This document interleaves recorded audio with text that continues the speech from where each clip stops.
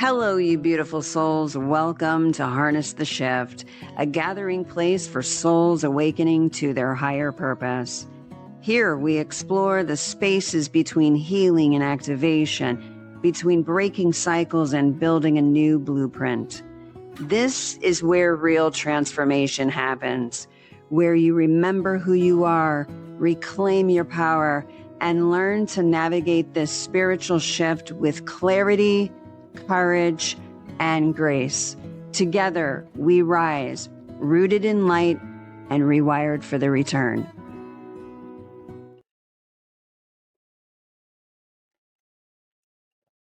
Hello, you beautiful souls. So I'm back. It's October, and I took the month of September off because I had friends that came out and visited pretty much all month long. So I haven't really done a podcast since I did the love series with my friend Ramona, and so now I'm back. So welcome back. Happy fall. I mean, fall is one of my favorite times of the year. And it's, it's crisp and it's still nice out and sweatshirt weather. I love it. And the trees, the colors changing up the trees. I'm looking out here because I have a window right there. And I'm just like, it's just so beautiful. So I hope that you all have been doing well. Thank you so much for joining me. I have a notepad here that I'm going to be kind of looking at because I want to stay on time here. I want to limit the podcast to about 45 minutes. I know I'm probably going to talk a little bit more. Shocking. Yes, I have a lot to say. We'll talk about that. So about 45 minutes is going to be the about the limit. And so if I have to go further, what I'll do is I will make another podcast and it'll be part 2. So, I just kind of want to come back to center.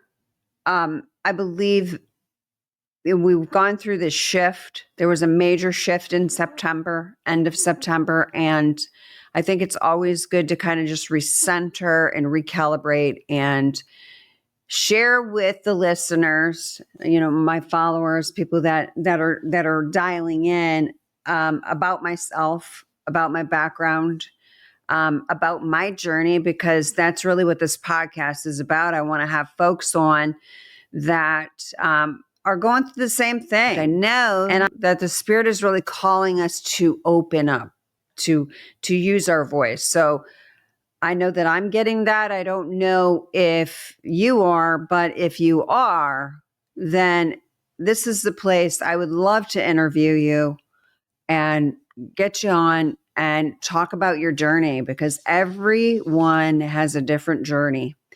And, it's just like every tree. Like there's trees out here that don't look the same. And that's because we're not the same. We're similar, but we're not the same. And we have, similar journeys. And I think sometimes when we share our journeys that we can really learn and take that wisdom and apply it to our lives. So that is what I'm all about. So I'm not for everybody. I know that I can be too much. I might talk too much for some folks, and I may not talk enough for other folks. I'm not here to people please anymore. So that call is you. And if it is too much, then just change the channel. It's just that simple. You don't need to announce it. Nobody cares.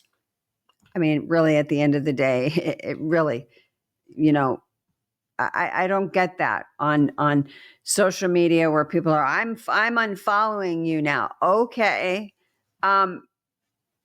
People are not for everybody, I just, I don't know. I think there's just so much going on where it's just that kind of negativity. It's like, if you're not going to pour in to me, then be on your mosey and be on your merry little way. Is really all I got to say about that. So I want to emphasize, this purpose of sharing wisdom and understanding that those that have gone before, right, have really, you're the blueprint. You're the blueprint for whatever it is your purpose is. You are the blueprint. And, we're being called to start activating, to plan and prepare for when it's time to go, we go. So just a little bit about me. I was born outside of Chicago, Illinois. I was born in Gary, Indiana, where Michael Jackson was born. I was born to a Marine father, United States Air Force Marines. Hoorah! And my mother was a surfer and a student at the university, San Diego State University. And so they met when my mother lived in San Diego in La Mesa, and my father was stationed at Camp Pendleton up near Oceanside. And they met in the hospital because my father had gone in the hospital and he was rooming with my mother's boyfriend at the time. And then they broke up. And so she was still coming to visit my father because my father had one of those like little mini TVs back in the day. That was like the cool thing, right? That they were able to watch TV while he was in, imagine that, the television, back during that time. And that was in the 60s. And so, I often believe that union between my mother and my father was definitely soul aligned because, and it always is, right? We come to find out that, we signed up for this, right? It talks about this divine timing and the things that happen and in my life. And, my father was always, who was a provider. And I don't think I realized how much stress that was for him to really have to provide for his family in that time where it was just the same stuff, same old, layoffs and economy issues and all of that. So there were times that we were in a state of lack. So I grew up in that, and that has a certain effect on your nervous system, and you get this programming that you have to be in survival mode. And so, my father was in survival mode, and so. We moved a lot when we were young. We moved from Hobart, Indiana to just outside of Liberty, Texas, which was Holiday, Texas. I had the opportunity to go back to Holiday when I was in Houston on business.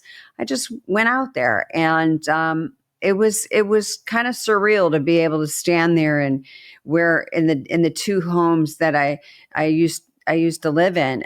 The one home is no longer there. That was the second home that we moved into after we moved to Texas, because my father got laid off. We ended up having to move to California, and my mother's grandparents did not like my father. He wasn't good enough. Imagine that. Wasn't good enough. And I hear that a lot, in different families where it's like, oh, that person's not good enough for her, or that person's not good enough for him. And it's just, it's not rooted in love and light. And so early on, just all of that and the tensions between my mother's family and all of that, it was a lot. It was a lot. when I was growing up in Hobart, Indiana, my father worked for the fire department. And like I was saying earlier, he was always the survivor, always wanting to plan and provide for his family. And so he wasn't making a lot of money being a firefighter. And that's common today. They're not making a lot of money. They're not making as much as they should be. And so my father went to work at the mills there in northern Indiana. And so we lived there, and then he got laid off again. And so this is why we ended up moving to Texas. And then we moved back to Texas, and that was that was scarcity, because we were living in basically, it was a home, but it wasn't insulated very well. It was basically kind of a shack. And growing up like that, and we were involved in the Methodist church there, in the local church there in Haldezada. And when we came back from Texas, it was like things changed, because we weren't living in the nice ranch that we were living in when we first got there. And so being able to go back and revisit that place, and to really revisit that place and take me back to that young girl that felt that she was in a place of lack, definitely was driven by the Spirit. And I'm forever grateful that I had the opportunity to really go back. And I haven't really told too many people about it. A couple people I've talked to about it, but yeah, it's a great opportunity sometimes. So if you ever have an opportunity to go back and just kind of, close your eyes and just be in that place again, and be that little girl or that little boy in that place again, it can take you back there, and it actually can be a very healing moment. And so that's what it was for me. Excuse me. So, these hard relationships that I saw with my grandparents and how they treated my father, that didn't help very much, growing up and being exposed to judgment early on, and being exposed to alcoholism early on in my life. Scarcity.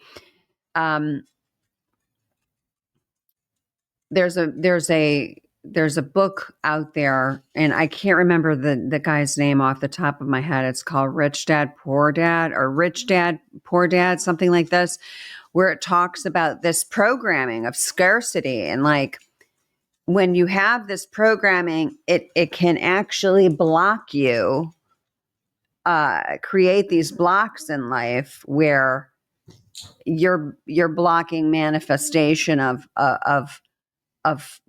finances and things like this, because you're always in this scarcity, where am I going to get the money and all of that. So that's something that I've really had to work through in my life, and especially in the last 8 months, which we'll get to later on in the podcast. But I'm just trying to keep track of time, because I don't want I want them to be digestible, because there's a lot of wisdom that I'm going to be sharing in this. And so in my upbringing, and being in Texas, and then we moved to Ohio, outside of Toledo, Ohio, and that's where I left to go into the Air Force. And so just trying to fit in, right? Trying to fit in with school. And I tried out for the cheerleading squad, and ended up being the mascot, which was a bumblebee, right? And just trying to fit in. And I did that a lot in my life, where I just wanted to fit in, wanted to belong. And I think a lot of people struggle with that, where it's this external need to feel validated, or sense of belonging, or to be loved. That you may step out of really what is a people pleaser, or whatever it may be. And so I just want to encourage, if anybody is going through that in their life, it's a hard thing to roll through, right? And you got to push through it. And at the ends of it, you realize, okay, what your purpose was, and it may not be too far off.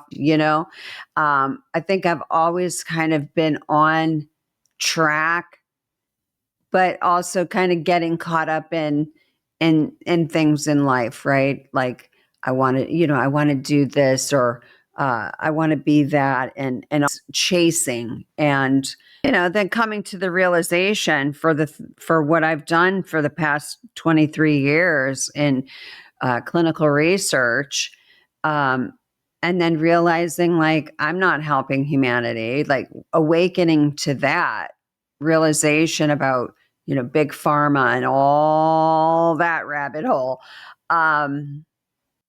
It's a sobering experience. And the last 8 months, I've really just been going through it, folks. And, some of it I've shared, but some of it I've really just wanted to be present, because that's something that I really talk about a lot, is being present, and being present in the emotionality of what we're going through, and that it's perfectly normal during this process to go through this and feel it, but not be stagnant in it, and not it's okay to be a little bit depressed about things because you're having these realizations, but not to stay there, and to progress through it, and just to keep going and believing in yourself. And so some of these lessons that I've learned in my life was really truly to believe in myself, to break these generational patterns that have gone on in my life, that I've observed in my life. And it really just fortifying resilience and your self-worth beyond societal judgment. Because there is a lot of that, and there will continue to be a lot of that as we start to progress, because as people wake up, they realize, okay, and they're getting on the path, and they understand, and all of that. There's folks that are going to choose not to do that. And so we're always going to have, the naysayers and the Debbie Downers, and, those folks that can't see your vision. And just because they can't see it doesn't mean that you have a bad vision. We're not for everybody. And that's the thing. You're not for everybody. I'm not for everybody, nor do I want to be. So it's just really just about being able to just share the wisdom, being the teacher, allowing yourself to be the student and to learn, and really to share. By sharing your experience, you're really sharing the blueprint built in this, new earth concept. And, it's this new earth concept to me is, it's the shift in mindset. It's the shift of, I want to be free, because not because man is telling me I'm free, but because my creator is working on me that I am free and you are free. And the more that you dive in and you do the work, you start to begin to see that it is a beautiful journey. It's not easy. But every little push forward, you just learn more and more, and you're constantly evolving, and it's such a beautiful thing. There's been people that are along this journey with me, and it's such a beautiful thing to see them on their path. But also it's very painful at the same time, because there's folks that I love very much that are just not, they don't get it. And they don't understand it because they're not doing it. And, that's where you get called crazy and you're a conspiracy theorist. And look, if I've said it once, I've said it 10 times. Like we've all gone through it. So when I was in high school I'm going to move along here. When I was in high school, I went to high school in Perrysburg, went to junior high school in Perrysburg, Ohio. Shout out to my fellow Yellow Jackets. I was shy. I was quiet. I wasn't popular. I was kind of strange, kind of awkward kind of kid. I wanted to fit in, tried out for the cheerleading squad and ran track and all of that. And decided that I wanted to go in the Air Force after high school. And so during high school, my senior year was my first real relationship, and it was an abusive relationship. The guy that I was dating at that time, his father used to, slap his mother around, and that just wasn't going to fly with me. So it just got to a point where it was very toxic, and it was like, I'm driving down the street and I say something and look, I have a smart mouth, but that doesn't mean that I deserve to be hit. And so, yeah, that happened frequently, and my father got involved, and it was pretty nuts. And I ended up being a senior in high school, pregnant with an abusive boyfriend, and decided to end the pregnancy. And that was a decision that just the shame from that. So like anybody can judge me all they want, like the shame and the pain that I carried, and the self-abuse that I carried during that time was far greater than anybody's judgment. And what's amazing is God's grace in that whole thing. So it's pretty interesting. So yeah, I had to pause for a minute. I'm having a weenie fest over here. I've got my Archie Lou, he's a dachshund, and then I have my friend Lisa's dachshund Dixie over here visiting. She went out of town, so I'm just watching her, and I'm like, what are you guys doing? I heard him over there, and I'm saying shifting around and whatnot. So I had to check on him.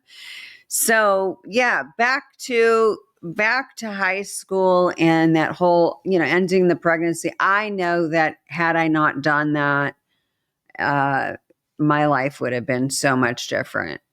I don't even want to even think about it. Because it was such a toxic relationship.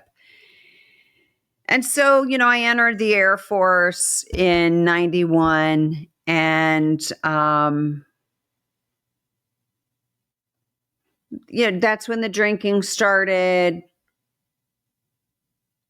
and went overseas to Germany, flying in medevac. And that's when the drinking continued and dialed up a little bit. And, again, I got into a little trouble when I was in Germany. Look, I'm an open book. I got nothing to hide. And so I ended up getting arrested by the Polizei and getting a DUI and not being able to drive for a year, and wasn't able to go to Saudi Arabia because I couldn't drive, right? And so I had to get driving privileges, and that took a little long. And I was supposed to do a TDY, and the bombing of the USS Cole happened, and also the bombing in Khobar Towers. happened, and I was supposed to be there when that happened. So I think that there's things that happen in your life that, had you been somewhere, who knows if you would have been there, who knows if I would have been running, because at that time I was running and I was a runner, and who knows? So, life sometimes, little things like that, little shifts like that, you think that the world is ending and your life is ending, and sure, it was a major mess up, big time, but I think also it was a protection. And I know that I've always been protected by the Spirit, and I'm definitely grateful for that. It exposed me being over there and in the Air Force, and being over in Europe. I had an opportunity to go over to the Middle East, so it exposed me to those cultures. Also, when I was stationed in Germany, there was a lot of turmoil and unrest that was happening in the former Yugoslavia, in the Balkans, and that was the Color Revolution, and it kind of mimics what's going on in our society right now with the destabilization. And so I started to wake up because I had a military programming and I could see what was going on. And I had that knowledge, that history about, how many millions of people have died from communism, and that America cannot, like that whole communism word is not a good word. And then the ushering in of the socialized medicine with the Obamacare and all of that, which we all, if you've gone down that rabbit hole, there's so much information out there on things that I could talk a podcast just on all of that. I wanted to kind of I felt like I needed to split things apart. Like, oh, I can't talk about this in the Harness to Shift podcast because this is all about expansion. And then it was like I prayed on it over the last month and came to the realization that, you know what, I can talk about anything that I want to talk about. And that I don't have to shrink. I don't have to, dial myself down so that I'm palatable to people. The fact of the matter is that I've gone down many rabbit holes. I've learned a lot in the last 7 years, and I plan to share that and integrate that in. And I think to not talk about what's going on in this matrix that they have created for us. I'm just checking to see where we're at on the time. Okay, so we're at a half an hour, so 15 minutes more, and then I'm gonna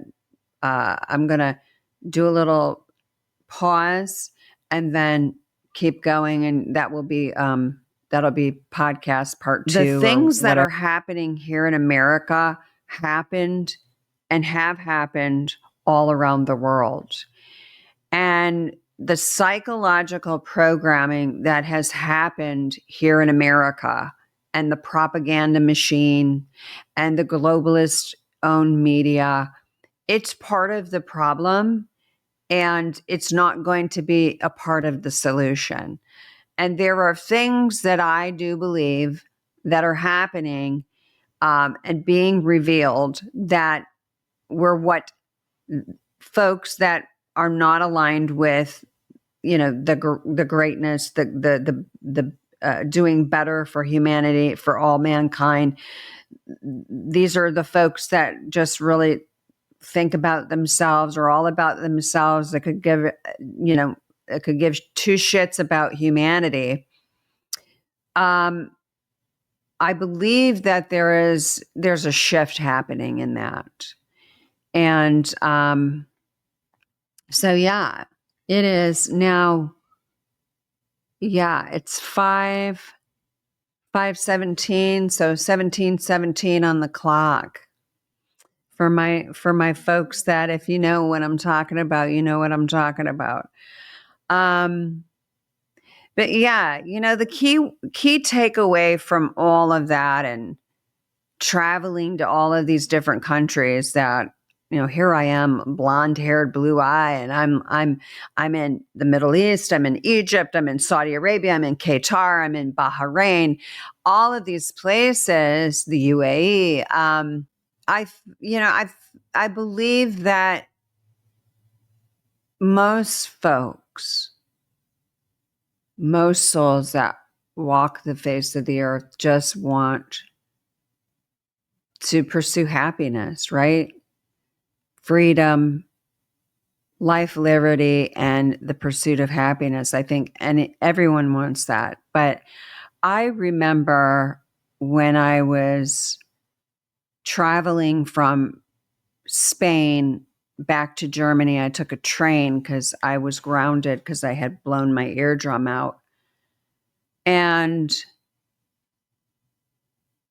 you just travel and you realize that's what most people just want. And I know I would always talk to people. I'm always one of those people that gets in a cab and I just want to talk, right? I'm a talker. I love to hear people's stories. I like to hear where they're from, their struggles. I enjoy it. And I don't know, maybe I should do something like that where I interview people. I don't know, because I do enjoy it. And back then, folks talked about how most Americans are, and that was back in the early 90s, that those that do travel or whatnot may not even try to even speak the language, or they don't even try to learn. It's like it's all about, they want the benefits of what they get in America overseas, and that just takes away from the whole concept of traveling. You want to experience different cultures. So I heard a lot about that because I asked, well, so what's your opinion of Americans? And I had a cabbie that I had a little time to spare when I was in Paris, and I'm like, can you take me here, here, here, here, and there? And we just talked the entire time. And it's just, I have had such amazing experiences just meeting people and talking to people. And, even in the last 7 years, just, it's pretty cool. And I know, what the key takeaway of that is that life teaches us so much through our challenges and how we handle those challenges, how we observe things, how we heal, and how we can extract the lesson. And that's the thing. God will continue to put you back into certain situations so that you get it. And it's really all about mindset and not woe is me or poor me, or, it's all about me, really just thinking about it from the whole experience and saying, okay, this is what you're going to give me for the day. All right, let's go, and being able to deal with that. So, this awakening has been it's just been such an experience. I can't even say it in one word, or I can't even say it in a sentence. It's been overwhelming at times. It's been liberating at times. I hear a lot of people that say, once you wake up, there is no going back to sleep. And that's true. Like, I'm not going to go back to sleep. And it's also true that the more that you do the work and the more people are not doing the work, you start to outgrow people, and you're raising your frequency because we're talking about consciousness, and this is a war on consciousness. Basically, what's happening in many societies in this earthly realm, you talk about consciousness, and when you have people that are in fear and shame and guilt and all of these things and jealousy and envy and, sloth and, it's all about them and just being very self-centered. These are lower vibrations, but as you heal, you start to move up into, love and patience and kindness and understanding and compassion. And you start to learn these things, and as you walk how Christ walked, and you're going to, the more you align with God and folks are out here, the further you're going to get away from the folks out here that are not aligning, right? And that's a difficult thing, because especially someone who's had military programming, I don't want to leave anybody behind. But unfortunately, I can't bottle up and give this to people. You have to do the work. That's the prerequisite. You really have to heal whatever it is that you go through. You have to dig down deep and you have to heal yourself, and you really got to go to war with your mind. It's this battlefield of the mind where it's like, no, you're not good enough. And it's like, yes, I am good enough. Oh, you talk too much. Well, I might talk too much for you, but I don't talk too much for those people over there that I'm here to serve. So I've learned over this journey that you have to step away from toxic people. And toxic people are the ones that project, complain, they manipulate to get their way, they lie, they cheat, they steal. And sometimes you got to walk away from that, whether it's family, friends, coworkers.